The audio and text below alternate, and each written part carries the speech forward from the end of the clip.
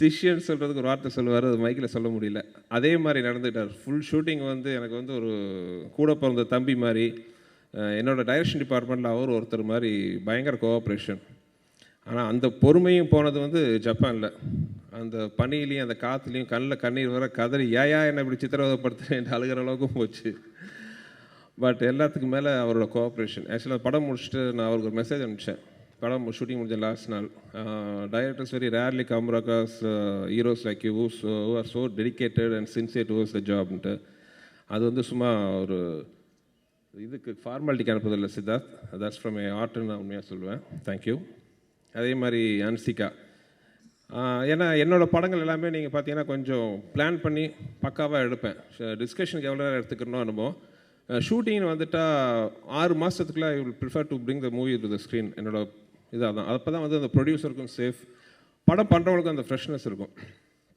But அன்சிகாவை போடும்போது கொஞ்சம் பயமாக இருந்துச்சு.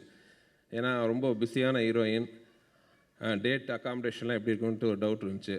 But thanks to Anshika and especially ma'am, thanks ma'am, and mister Satish. அந்த எனக்கு டேட்டு பிரச்சனையே இல்லாமல் எப்பெல்லாம் கேட்டனோ அதை எனக்கு ப்ரொவைட் பண்ணாங்க.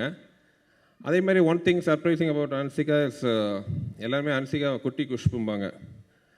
உருவத்தில் எனக்கு தெரியல அது, ஏன்னா குஷு குறைய வாழ்றதுனால எனக்கு தெரியல.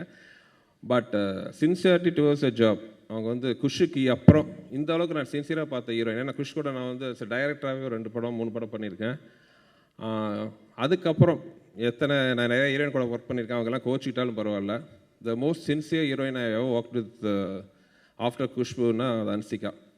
அது காலையில் டைமுக்கு வர்றதாகட்டும், எந்த வித பிரச்சனையும் இல்லாமல் ஒவ்வொரு ஷார்ட் முடிஞ்சாலும் கேரவன்ட்டில் உள்ளே போய் உட்காந்துருக்கிற பழக்கம் அதெல்லாம் எதுவுமே கிடையாது. காலையில் வந்தால் பிரேக் சொல்கிற வரைக்கும் லொக்கேஷன்லேயே உட்காந்துருக்கிறது. எல்லா வகையிலையும் ஜப்பானில் வந்து அந்த கடுமையான குளிர்லாம் நாங்கள்லாம் ஜர்க்கின் ஸ்வெட்டர்லாம் போட்டுட்டு நின்றுருந்தோம் ஜாலியாக. ஹீரோயினுக்கு என்ன மாதிரி ட்ரெஸ்ன்னு உங்களுக்கே தெரியும். அந்த ட்ரெஸ்லேயும் வந்து ஜப்பான் குளிரில் பொறுப்பாக நடித்து படத்தில் இந்த சாங்ஸ் எல்லாம் இவ்வளோ அழகாக வர்றதுக்கு காரணமாக இருந்திருக்காங்க. And thanks for Hansika also. அப்புறம் இந்த படத்தில் வந்து தீயா வேலை செஞ்ச நிறைய குமாருக்கு இருக்காங்க. ஸ்க்ரீனில் வர்றது ஒரே ஒரு குமார், அதுபோல் நிறைய குமார் இருக்காங்க. முதல் குமார் பார்த்திங்கன்னா சந்தானம்.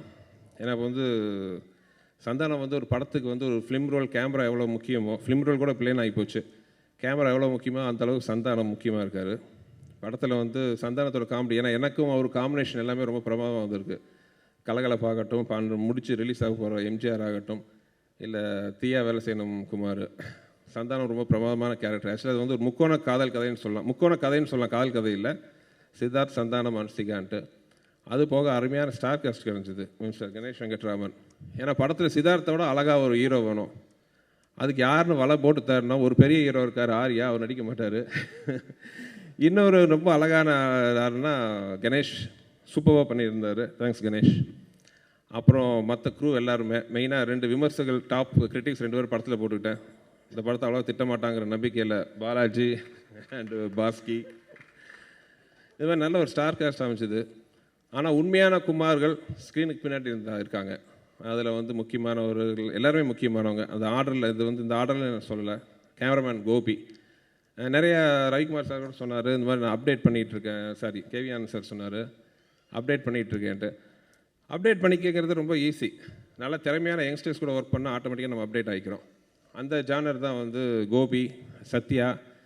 இந்த படத்தில் வசனம் எழுதி இப்போது நேற்று ஒரே நாளில் மிகப்பெரிய இயக்குனராக வளர்ந்த மிஸ்டர் நலன், எல்லாருமே ஒரு அருமையான டீம் கிடச்சிது.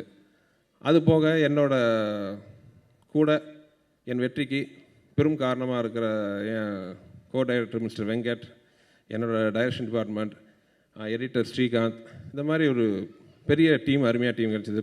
விஜய், எல்லாருக்கும் ரொம்ப தேங்க்ஸ். ஏன்னா அவங்க கூட நெய்டி பழகிட்டு இருக்கிறதுனால அவங்கள பற்றி ரொம்ப எலாபரேட் பண்ணுறதுக்கு கூச்சமாக இருக்குது. எல்லாருக்கும் ரொம்ப தேங்க்ஸ். அப்புறம் முக்கியமாக தனஞ்சயன் சார், கலகலப்புக்கு அப்புறம் 2வது படம் யூடிவி கூட எங்கள் காம்பினேஷன். சும்மா சபை நாகரிகமாக சொன்னார், கதையை ஃபுல்லாக சொன்னேன்ட்டு. அந்த மாதிரிலாம் நான் சொல்லலை, ஒரு லைன் தான் சொன்னேன். டைட்டில் சொன்னால் ரொம்ப பிடிச்சது, இமீடியட்டாக ஷூட்டிங் ஆரம்பிக்க சொன்னார். அதை தவிர படத்தில் எந்த விதமான ஒரு கிரியேட்டருக்கு கொடுக்க வேண்டிய முழு சுதந்திரத்தையும் கொடுத்து படம் நல்லபடியாக முடிச்சு. அதாவது நான் அடிக்கடி சொல்லுவேன், இப்போ இருக்கிற சினிமாவில் பார்த்தீங்கன்னா மேக்கிங் 50% தான், அந்த ப்ரமோஷன் தான் மீதி 50%.